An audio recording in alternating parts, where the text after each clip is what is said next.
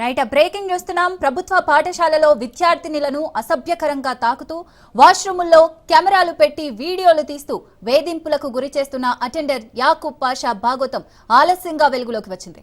ఈ ఘటన కరీంనగర్ జిల్లా కురిక్యాలలో చోటు చేసుకుంది. ఏడాది కాలంగా యాకూబ్ పాషా కీచక పర్వం కొనసాగుతోంది. ఏడాది క్రితం విద్యార్థులు విషయాన్ని పాఠశాల ఉపాధ్యాయులకు తెలియజేసినా చర్యలు తీసుకోకుండా వార్నింగ్ ఇచ్చి వదిలిపెట్టారు. ఈ ఘటనపై ఆగ్రహం వ్యక్తం చేసిన తల్లిదండ్రులు పాఠశాల ముందు ధర్నాకు దిగారు. బాధ్యుడైన యాకూబ్ పాషాను వెంటనే విధుల నుంచి తొలగించాలని, కఠినంగా శిక్షించాలని డిమాండ్ చేశారు. చేతకాని ప్రభుత్వ విధానాల వల్ల ఆడవాళ్లకు రక్షణ లేకుండా పోయిందని మాజీ ఎమ్మెల్యే రవిశంకర్ ఆగ్రహం వ్యక్తం చేశారు.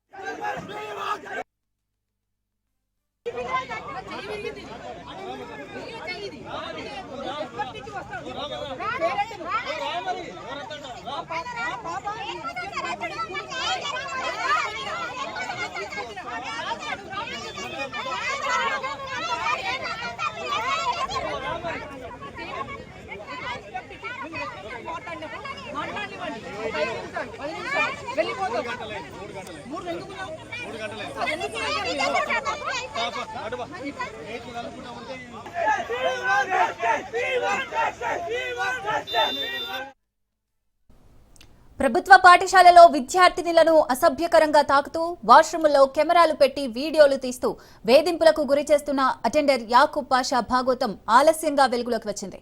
ఈ ఘటన కరీంనగర్ జిల్లా కురిక్యాలలో చోటు చేసుకుంది. ఏడాది కాలంగా యాకూబ్ పాషా కీచక పర్వం కొనసాగుతుంది. ఏడాది క్రితం విద్యార్థుల విషయాన్ని పాఠశాల ఉపాధ్యాయులకు తెలియజేసినా చర్యలు తీసుకోకుండా వార్నింగ్ ఇచ్చి వదిలిపెట్టారు. ఈ ఘటనపై ఆగ్రహం వ్యక్తం చేసిన తల్లిదండ్రులు పాఠశాల ముందు ధర్నాకు దిగారు. బాధ్యుడైన యాకూబ్ పాషాను వెంటనే విధుల నుంచి తొలగించాలని, కఠినంగా శిక్షించాలని డిమాండ్ చేశారు. చేతకాని ప్రభుత్వ విధానాల వల్ల ఆడవాళ్లకు రక్షణ లేకుండా పోయిందని మాజీ ఎమ్మెల్యే రవిశంకర్ ఆగ్రహం వ్యక్తం చేశారు.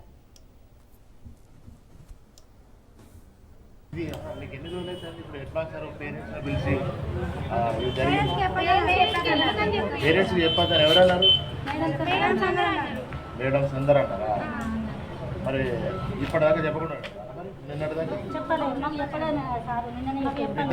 దారుణమైన సంఘటన జరిగితే చెప్పకుండా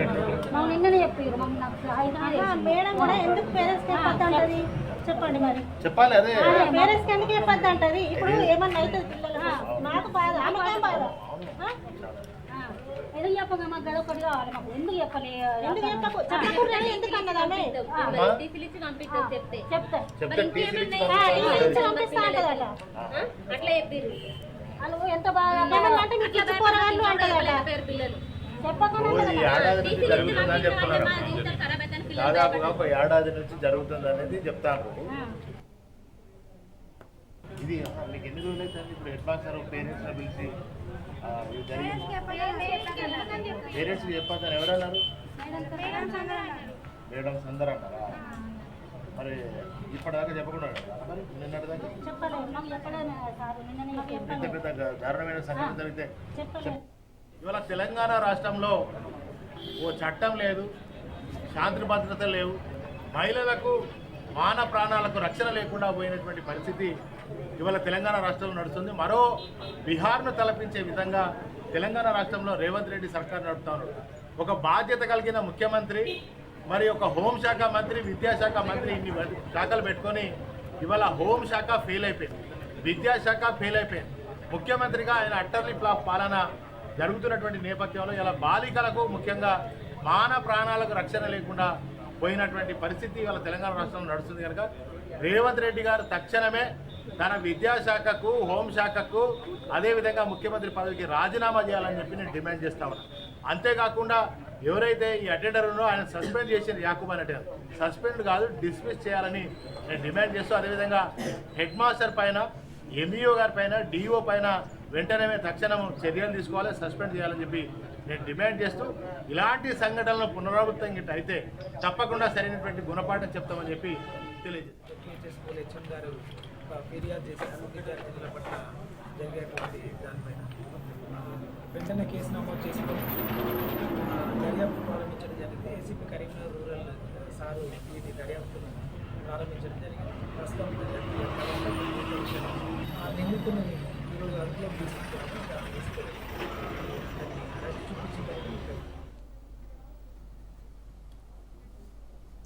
రైట్, ఈ ఘటనకు సంబంధించి మరిన్ని డీటెయిల్స్ రవీందర్ అందిస్తారు. రవీందర్.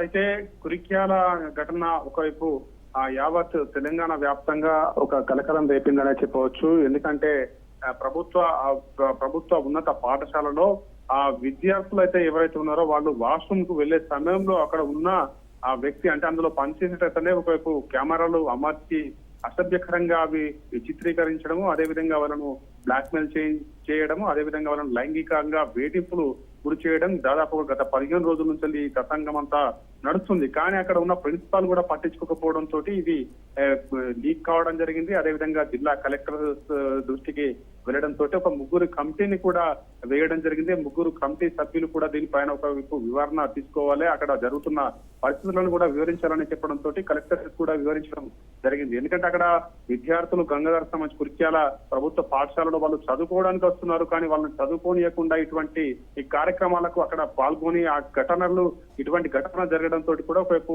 కురిక్యాల గ్రామం సంబంధించిన వాళ్ళ పేరెంట్స్, అదేవిధంగా కొంతమంది రాజకీయ నాయకులు, అదేవిధంగా చాలా వరకు అక్కడికి వెళ్ళడం జరిగింది. కురిక్యాల సంబంధించిన స్కూల్లో ఆ విద్యార్థుల పైన ఇటువంటి అఘాయిత్యాలకు పాల్పడుతున్న వ్యక్తిని వెంటనే సస్పెండ్ చేయాలనే కోణంలో కూడా అక్కడ ధర్నాకు దిగడం జరిగింది. అయితే నిన్నటి నుంచి ఈ ఇష్యూ అయితే కొనసాగుతున్న పరిస్థితి కనబడుతుంది. ఈ రోజు ఆ స్కూల్ ముందర ఒకవైపు విద్యార్థుల పేరెంట్స్, అదేవిధంగా కొంతమంది నేతలు కూడా అక్కడికి వెళ్ళడం జరిగింది. ఎందుకంటే వాళ్ళను సస్పెండ్ చేయాలి, వారి పైన ఈ కేసులు కూడా కఠినమైన కేసులను కూడా నమోదు చేయాలనే కోణంలో కూడా అక్కడ ధర్నాకు దిగడం జరిగింది.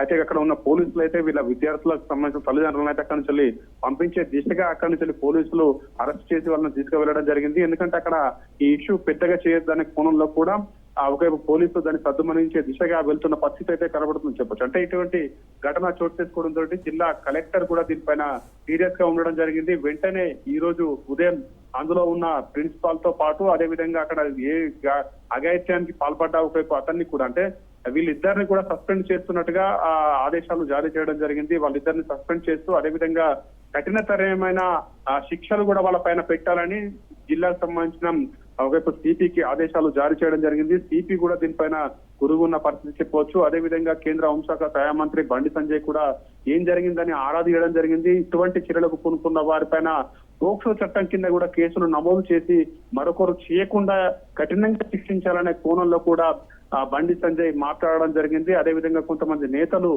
అక్కడికి వెళ్ళడం జరిగింది, విద్యార్థులకు సపోర్ట్ గా నిలబడడం జరిగింది. ఎందుకంటే అటువంటి ఘటనలు చేస్తుండగా విద్యార్థులు చదువుకోవడానికి వస్తున్నారు, అభం తెలియని విద్యార్థులు వస్తున్న సమయంలో ఇటువంటి వాష్రూమ్లలో కెమెరాలను అమర్చి వాళ్ళను లైంగికంగా వేధింపులు చేయడం, అది ఒకవైపు ప్రిన్సిపాల్ కు అంటే అక్కడ ఉన్న ఉపాధ్యాయ ప్రిన్సిపాల్ కు తెలిసినా గానీ అతను దాన్ని మభ్యపెట్టి అది బయటకు రాకుండా చూడడము. ఎందుకంటే ఇటువంటి సంఘటనలు చాలా రోజుల నుంచి జరుగుతున్నాయి కాబట్టి ఇది కంపల్సరీ దీనిపైన చర్యలు తీసుకోవాలి. ఇటువంటి ఆ స్కూల్లో ఇంకా ఎవరెవరైతే ఇన్వాల్వ్ అయి ఉన్నారో వాళ్ళ పైన అందరిపైన చర్యలు తీసుకుని వాళ్ళని సస్పెండ్ చేస్తూ వాళ్ళ పైన కఠినతరమైన చర్యలు కూడా తీసుకోవాలనే కోణంలో కూడా ఒకవైపు ఆగ్రహం వ్యక్తం చేస్తున్న పరిస్థితి అయితే కనబడుతుందని చెప్పొచ్చు. ఇప్పటికైతే జిల్లా కలెక్టర్ ముగ్గురు సభ్యులతో కమిటీ వేయడం జరిగింది. అదే విధంగా ఎవరైతే ఉన్నారో వాళ్ళ ఇద్దరి పైన కూడా కఠినంగా కేసులు పెట్టాలి, వాళ్ళను శిక్షించే విధంగా ముందరికి పోవాలని కూడా పోలీస్ శాఖను ఆదేశాలు జారీ చేయడం జరిగింది. ఎందుకంటే ఇది పెద్ద ఇష్యూ. ఒక విద్యార్థులు స్కూళ్ళలోకి చదువుకున్న దానికి వస్తున్న సమయంలో అందులో పనిచేసే ఒక వ్యక్తే ప్రభుత్వ ఉద్యోగం ఇటువంటికి పాల్పడడంతో కూడా ఒకవైపు అక్కడ ఉన్న గ్రామ ప్రజలు కూడా ఆవేదన వ్యక్తం చేస్తున్న పరిస్థితి కనబడుతుంది. ఎందుకంటే విద్యార్థులను పేరెంట్స్ అక్కడికి చదువుకోవడానికి పంపిస్తున్నారు, కానీ ఇటువంటి సంఘటనలు చోటు చేసుకోవడంతో ఎందుకంటే ప్రభుత్వ పాఠశాలలోకి పంపాలంటే అక్కడ భయాంకరంగా మారుతున్న పరిస్థితులు కనబడుతున్నాయని కూడా వాళ్ళు ఆవేదన వ్యక్తం చేస్తున్న పరిస్థితి కనబడుతుంది. ఎందుకంటే ఇప్పుడు ఎవరైతే ఈ అఘాయిత్యానికి పాల్పడ్డారో వాళ్ళ ఇద్దరి పైన అంటే ప్రిన్సిపాల్ ఒకవైపు అతను ఎందుకంటే ఇది విషయాన్ని బయటకు రాకుండా చేశాడు, అతను అక్బర్ కూడా దాన్ని ఒకవైపు అతను ఇటువంటి ఘటనకు పూనుకున్నాడు కాబట్టి వీళ్ళ పైన ఆ పోక్సో చట్టం కింద కేసులు నమోదు చేసి ఎవరు ఇటువంటి మళ్ళీ పూనుకోవద్దనే కోణంలో కూడా వాళ్ళు స్పష్టంగా అక్కడ ధర్నాకు దిగడం జరిగింది. మరి దీనిపైన కలెక్టర్ ఆదేశాలు జారీ చేశారు. మరి వీరిపైన ఎటువంటి కేసులు పెడతారు, వాళ్ళకు పోక్సో చట్టం కూడా పెట్టినట్టయితే ఎందుకంటే మరొకరు ఇటువంటి చేయడానికి కూడా భయపడే అవకాశం ఉంటుంది. ఎందుకంటే వాళ్ళని సస్పెండ్ చేసి ఉద్యోగాల నుంచి కూడా రిమూవ్ చేయాలనే కోణంలో కూడా వాళ్ళు అక్కడ ధర్నాకు దిగిన పరిస్థితి అయితే చెప్పవచ్చు. మరి దీనిపైన ప్రభుత్వం కూడా చర్యలు తీసుకుని ఎటువంటి కేసులు నమోదు చేస్తారు, వాళ్ళను ఆ ఉద్యోగాల నుంచి రిమూవ్ చేస్తారా, మరి కఠినతరమైన కేసులు పెట్టి లోపలికి తోస్తారనే కోణంలో మాత్రం వాళ్ళ కుటుంబ సభ్యులు అయితే ఆవేదన వ్యక్తం చేస్తున్న పరిస్థితి అయితే కనబడుతుందని చెప్పవచ్చు series. Right, thank you Ravinder.